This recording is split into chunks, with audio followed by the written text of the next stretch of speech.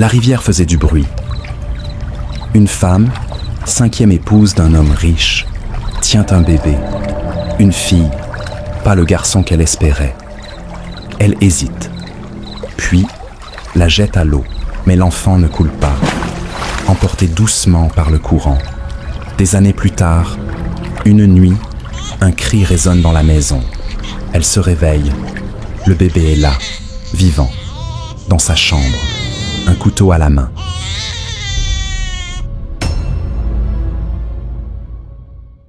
Dans la ville de Kenzie, il y avait une fille appelée Amanda. Sa peau était brillante comme le soleil du matin. Ses cheveux étaient longs comme des branches de palmier. Quand Amanda traversait le village, même les chèvres s'arrêtaient pour la regarder. Les garçons la suivaient des yeux. Les hommes murmuraient entre eux. Ses amis disaient toujours « Amanda, tu es trop belle. Ah, si j'avais ton visage, j'épouserais un gouverneur. » Même les inconnus au marché disaient « Celle-ci n'est pas une fille du village. Elle ressemble à l'argent de la ville. » Ses parents l'aimaient. Sa mère cuisinait pour elle. Son père lui achetait tout ce dont elle avait besoin. Mais Amanda ne le pensait pas. Il lui disait « Amanda, va chercher de l'eau. Amanda, lave la vaisselle. » Elle sifflait et disait « Suis-je une fille de maison? Pourquoi me traite-t-il comme une esclave ?» Elle voulait la liberté, s'habiller comme elle le voulait, faire ce qu'elle voulait, aller où elle voulait. Mais à la maison, il y avait des règles. Un soir, ses parents étaient assis à discuter. Ils dirent en quelque chose de simple « Notre fille ». Mais ce petit mot entra dans le cœur d'Amanda comme une épine. Son visage changea. Cette nuit-là, alors que tout le monde dormait, elle emporta tranquillement ses affaires, un petit sac, des vêtements, son miroir et sa crème. Elle laissa un petit mot près de la porte. « Je suis partie chercher une vie meilleure. Ne me cherchez pas. » Puis, elle partit sans un bruit. Le coq n'avait même pas chanté quand ses parents se réveillèrent et trouvèrent la lettre. Ils crièrent, ils pleurèrent, courant dans la rue en appelant son nom. « Amanda, reviens !» Mais il était trop tard. Elle était partie comme de la fumée, emportée par le vent. Amanda suivit la route jusqu'à ce que ses pieds lui fassent mal, mais elle ne s'arrêta pas. Enfin, elle atteignit une nouvelle ville. Elle ne connaissait personne là-bas, mais cela n'avait pas d'importance. Son visage parlait de lui-même. Sa beauté était puissante, forte comme un tambour. Sa silhouette faisait tourner les têtes et sa démarche était comme de la musique. Chaque sourire illuminait son visage. Les yeux des hommes la suivaient, comme des mouches attirées par le miel. Les femmes murmuraient « Qui est-ce » mais ne pouvaient s'empêcher de la regarder. Elle trouva un endroit où loger, une petite chambre propre. Elle acheta de nouveaux vêtements, des jupes courtes qui dansaient au vent, des robes moulantes qui mettaient en valeur ses formes.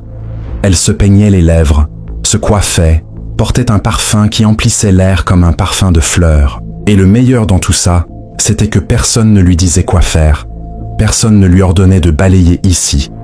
Personne ne lui disait de se couvrir. Elle dormait quand elle voulait, se réveillait quand elle le souhaitait, riait tous les jours, se faisait de nouvelles amies, des filles comme elle qui aimaient s'amuser, se peignaient les ongles, dansaient sur de la musique forte et prenaient des photos au bord de la route. « Maintenant, je suis libre », disait Amanda un soir, en regardant son reflet dans la vitre d'une voiture. Un jour, alors qu'elle passait devant une grande maison, un homme en tissu blanc et chaîne en or la vit. Ses yeux la suivirent comme un faucon. Cet homme s'appelait Chef Odouma.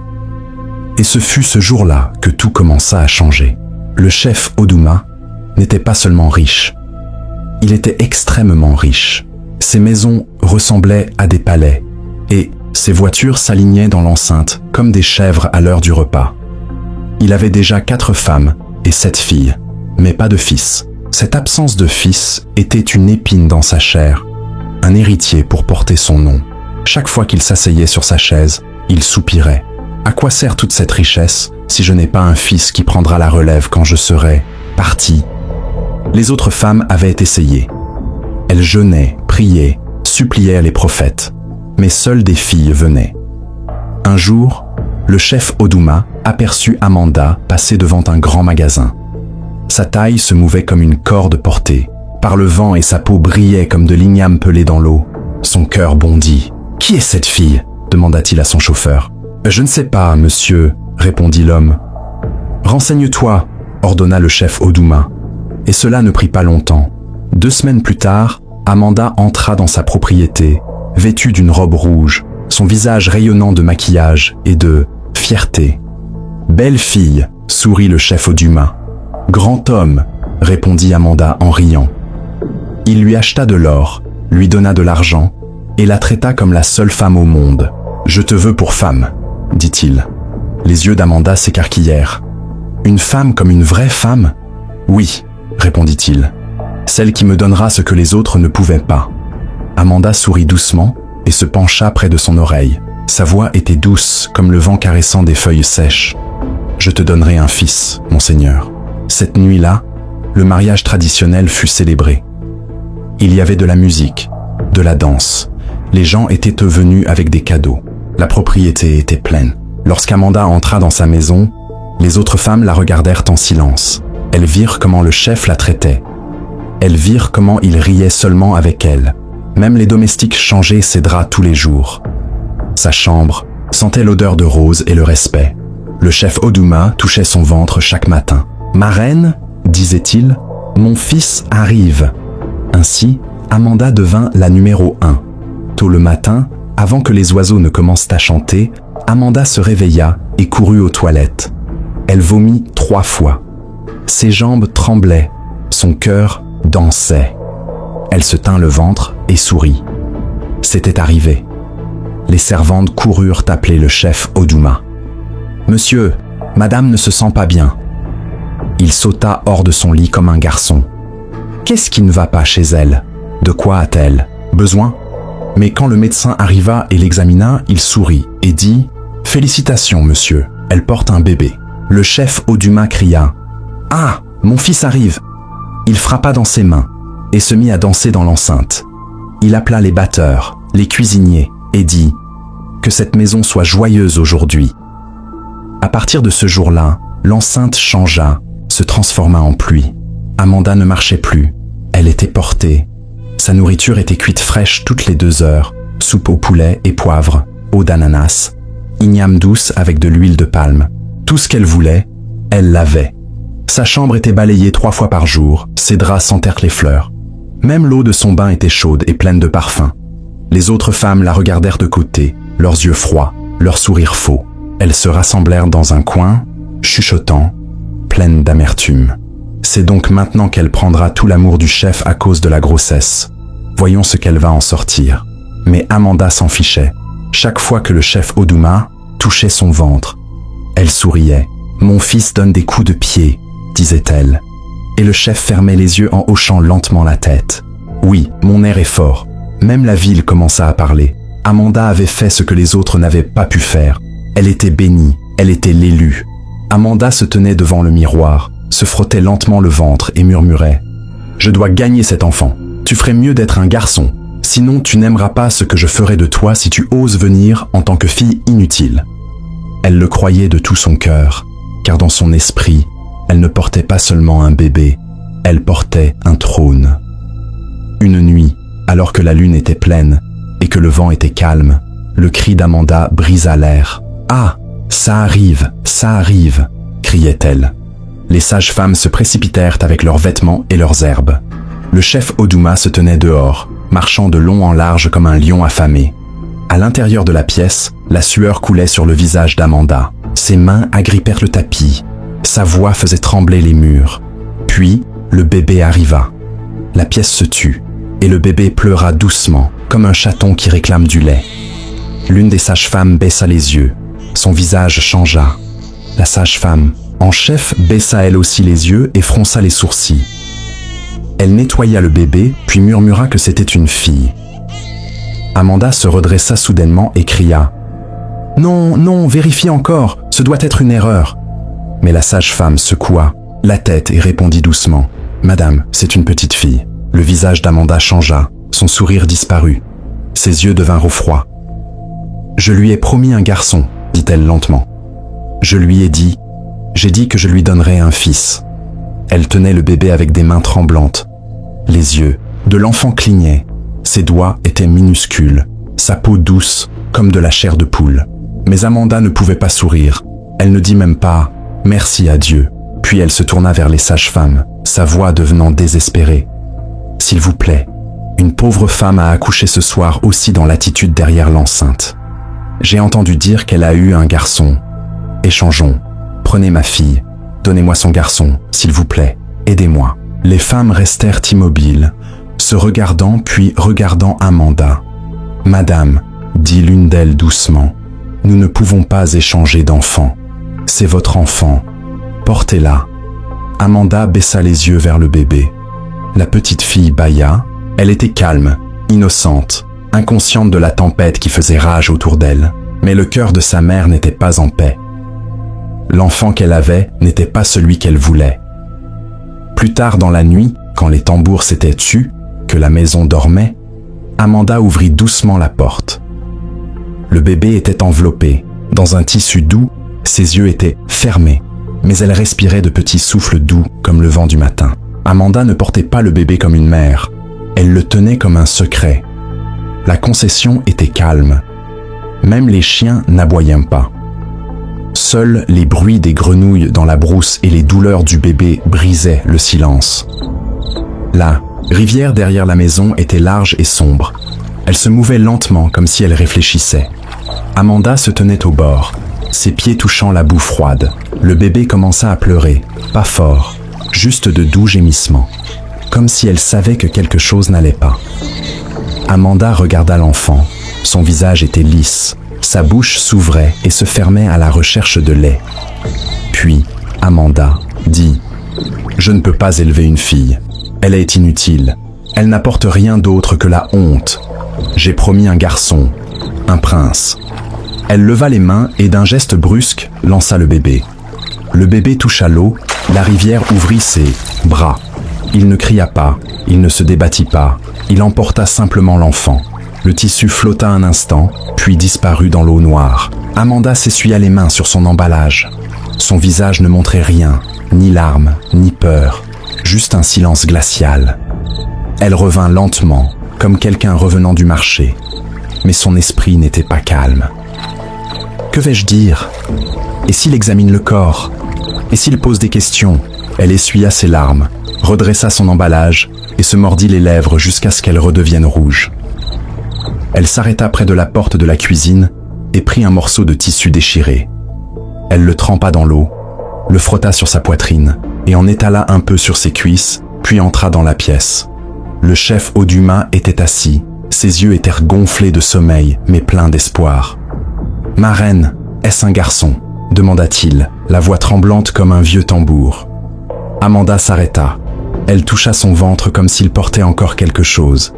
Puis elle poussa un petit cri brisé.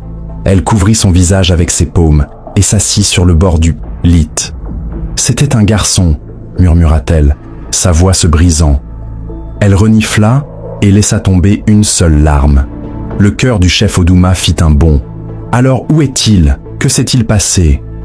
Amanda détourna la tête. Elle trembla doucement comme une plante sèche dans le vent matinal. « Il est mort, dit-elle, juste au moment où il sortait. Il n'a même pas pleuré longtemps. Il est juste devenu silencieux. » Elle couvrit de nouveau son visage et se mit à pleurer bruyamment, des larmes fausses mais assez fortes pour sembler réelles.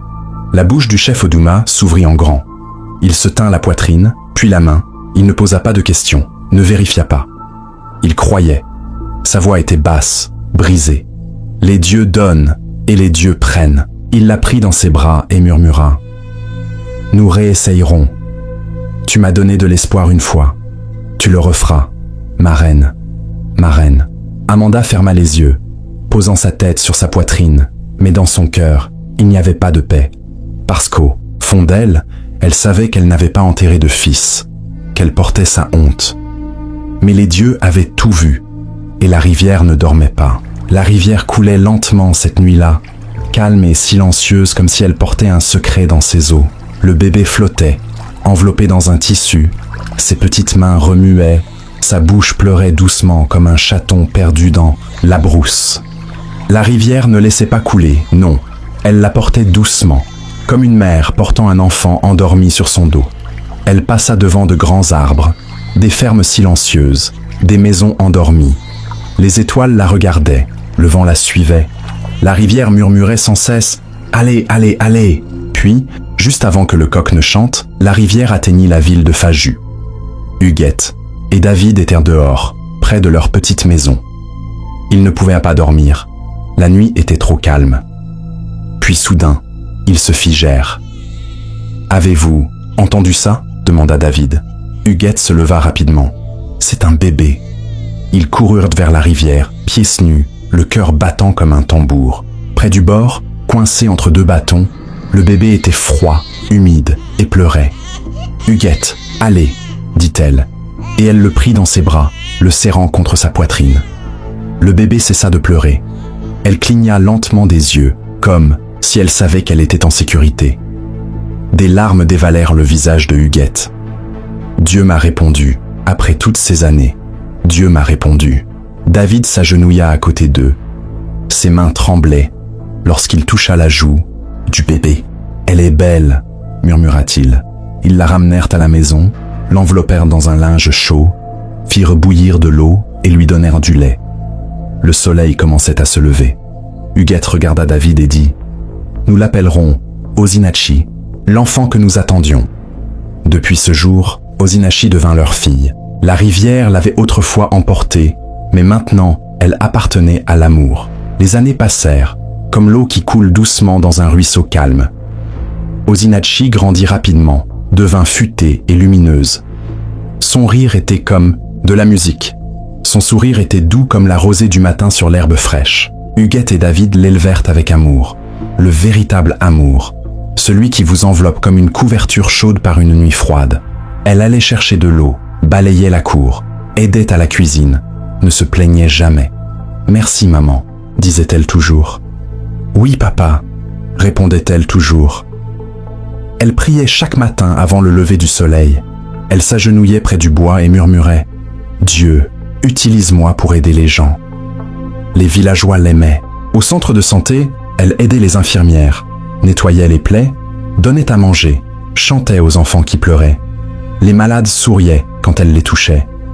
Ils l'appelaient Osinachi, celle qui avait de la miséricorde dans les mains. Même les récoltes autour de leur maison poussaient mieux que celles des autres. C'était peut-être son esprit, disaient les agriculteurs.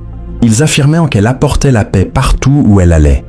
Les enfants la suivaient, comme des poussins suivant une mère poule. Les vieilles femmes la bénissaient sur la route. Les garçons l'admiraient, mais gardèrent leur distance.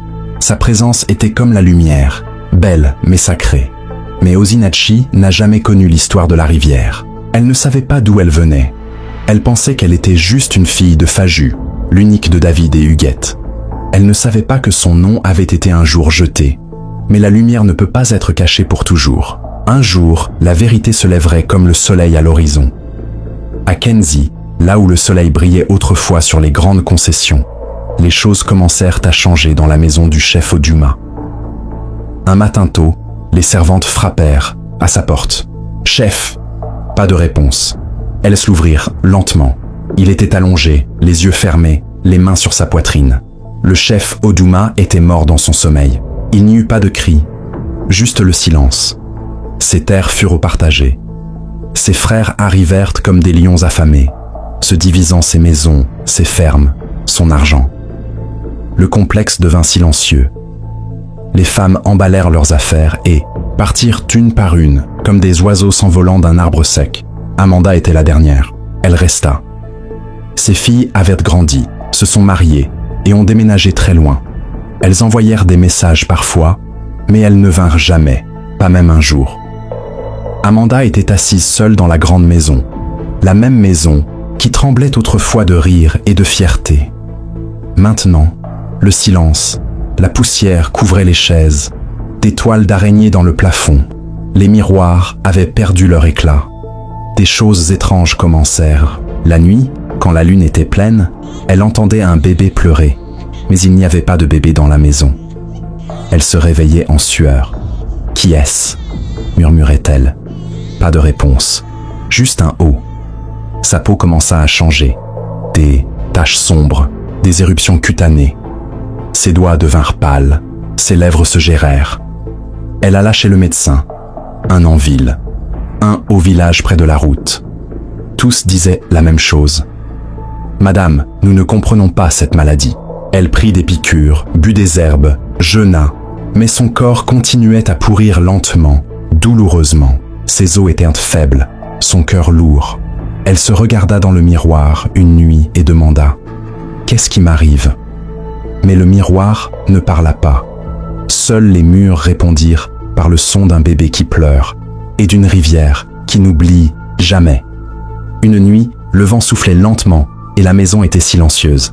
Amanda était assise seule dans sa chambre, le dos courbé, la peau qui démangeait, le souffle court. Une lanterne brûlait doucement à côté d'elle.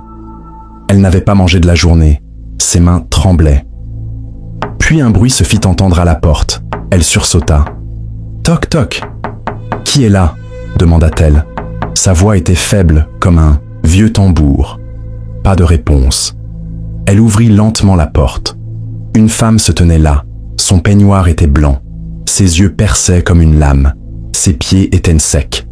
Bien que la route fût poussiéreuse, elle ressemblait à quelqu'un venu de nulle part.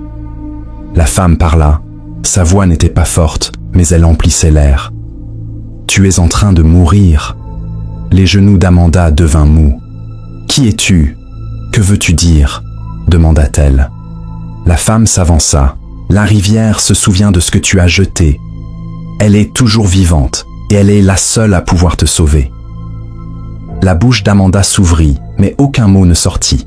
« Tu as jusqu'à la prochaine nouvelle lune, » continua la femme. « Si elle ne te bénit pas, tu mourras. » Puis, comme ça, elle se retourna et s'éloigna dans l'obscurité. Amanda se précipita pour la suivre. « Attends, s'il te plaît, qui es-tu » cria-t-elle. Mais il n'y avait rien, pas de pas, aucun bruit, pas d'ombre. Seule la nuit persistait, seule la rivière murmurait doucement au loin. « Trouve-la avant qu'il ne soit trop tard. » Le lendemain matin, avant que le coq ne chante, Amanda s'attacha un vieux foulard autour de la tête. Elle prit un petit sac et sortit de la maison. À l'intérieur, la seule chose qu'elle avait gardée de cette nuit-là était un petit bracelet, à breloques que le bébé portait à la cheville. Celui-ci était noué avec du fil rouge et des petits cauris. Son visage était fatigué, sa peau sèche, son corps faible, mais son cœur battait la chamade. « Je dois la retrouver », murmura-t-elle. « Je dois vivre. » Elle commença à marcher. Une ville, 2 villes, 3. Elle frappa aux portes. « S'il te plaît, connais-tu une fille qui vient de la rivière? Connaissais-tu ce bracelet ?» Certains claquèrent la porte, d'autres la chassèrent comme une folle. Un homme lui jeta même de l'eau dessus en criant « Va-t'en, sorcière !» Elle s'évanouit sur le bord de la route une fois, puis une deuxième fois, puis une troisième. Des inconnus lui donnèrent de l'eau. Une femme bienveillante lui donna du pain, mais son corps n'était plus assez fort. Ses pieds enflèrent comme une igname en feu. Ses yeux devinrent rouges comme du charbon ardent. Son souffle se raccourcit, mais elle continua. Elle marcha sous la pluie, sous le soleil, sur des sentiers de brousse et des routes sèches. Ses pantoufles se déchirèrent, sa voix se brisa. Chaque nuit, elle comptait les jours avec des pierres, 1, 2, 3. Puis, à 6 jours de la nouvelle lune, elle arriva dans sa ville, Faju. Lorsqu'elle entra, la brise caressa sa peau. La rivière toute proche bourdonnait doucement comme si elle attendait. Elle regarda lentement autour d'elle et murmura, les lèvres tremblantes. « Cet endroit me semble familier. » Mais la rivière ne dit rien. Elle faisait simplement couler son eau, observant, attendant. Cet après-midi-là, Faju était pleine de bruit et de joie. La place du village était animée. Les tambours battaient, les gens dansaient, les femmes et les enfants couraient en rond. Des banderoles flottaient dans les airs. Les gens applaudissaient et criaient « Oh, Asashi Wanashi !» Elle avait été acceptée pour étudier la médecine à l'université. Toute la ville était fière de la fille qu'ils aimaient tous, la fille de lumière, la fille de la rivière. Elle se tenait au milieu, souriante. Ses cheveux étaient soigneusement tressés. Sa robe blanche brillait comme le matin. Son bracelet de cheville bougeait tandis qu'elle dansait. Le petit bracelet à breloques noué il y a longtemps avec du fil rouge et des coris tintait doucement. Amanda venait d'entrer sur la place, son corps poussiéreux, son emballage déchiré, ses lèvres sèches comme de la terre craquelée. Elle leva les yeux et aperçut le bracelet. Sa bouche s'ouvrit en grand, ses jambes tremblèrent, sa poitrine battait comme un tambour sous la pluie. « Non, ce n'est pas possible, se dit-elle. Puis ses genoux cédèrent, elle tomba durement, ses mains touchant le sol, sa tête inclinée, mais elle ne s'arrêta pas. Elle commença à ramper. Les gens se retournèrent et la regardèrent. Qui est cette femme? D'où vient-elle? Est-elle folle? Mais Amanda s'en fichait. Elle désigna le bracelet, sa voix tremblant comme le vent dans les vieilles feuilles. « Mon enfant, ma fille, s'il te plaît, je meurs. » Osinachi arrêta de danser. Elle se retourna lentement, son sourire s'évanouissant. Ses yeux rencontrèrent la femme par terre. Pour la première fois, son cœur ressentit quelque chose qu'elle ne put nommer. La musique s'arrêta. Les tambours se turent. Même les pattes des oiseaux dans les arbres cessèrent de bouger. Tous les yeux étaient rivés sur la femme rampant sur le sol. Amanda, son emballage trempé de poussière, son visage plein de larmes, ses mains tremblantes, tendait la main vers Osinachi. Osinachi resta immobile, les yeux écarquillés, son cœur battant comme le tonnerre. Puis Amanda commença à parler, sa voix brisée comme du bois sec au feu. « J'ai accouché il y a des années, je lui ai promis un fils. » Sa poitrine se souleva, la foule se penchait. Une fille. Je marchais jusqu'à la rivière et je l'ai jetée. Des halètements emplirent l'air. Une femme se couvrit la bouche. Un homme recula lentement. « Toi, tu es l'élu, » murmura Amanda. « Tu étais ce bébé. La rivière ne t'a pas tué, elle t'a donné à une autre. Tu as vécu, tu es devenue lumière. Et moi ?» Elle fondit en larmes. « Je meurs. Ils disent que seule ta bénédiction peut me sauver. S'il te plaît, avant la nouvelle lune. Je ne veux pas mourir. » La place du village était silencieuse comme un cimetière. Personne ne bougea. Huguette et David se tenaient debout, leur visage calme mais fort. Une femme s'avança rapidement pour tenter de protéger Osinachi. « Ne t'approche pas d'elle, cette femme est méchante, » dit-elle. Mais Huguette leva lentement la main et hocha doucement la tête, comme une mère hoche la tête, lorsqu'un enfant doit faire face à quelque chose qu'elle seule peut résoudre. Osinachi regarda la femme par terre et ses yeux se remplirent de larmes. L'air était lourd, même le vent s'arrêta. Osinachi marcha lentement vers la femme au sol, les yeux humides, les mains tremblantes, les lèvres serrées comme si elle retenait une tempête. Elle s'arrêta devant Amanda et d'une voix douce mais forte dit « Tu as essayé de m'en finir ?» Amanda releva la tête, la bouche tremblante, le visage couvert de larmes. « Mais Dieu m'a préservé !» Osinachi continua. Les villageois regardaient, figés. Personne ne parlait, ne bougeait. Amanda pleurait plus fort, comme un bébé implorant le sein. « S'il vous plaît, bénissez-moi, je ne veux pas mourir. » Osinachi se pencha lentement, posa sa main sur la tête d'Amanda. Ses doigts étaient doux, ses yeux étaient écarquillés. « Je te pardonne, » dit-elle, sa voix se brisant comme du verre brisé. « Que le ciel l'entende, que la terre en soit témoin. » Puis elle se releva, regarda la rivière au loin et murmura « Mais ta paix ne vient pas seulement de moi.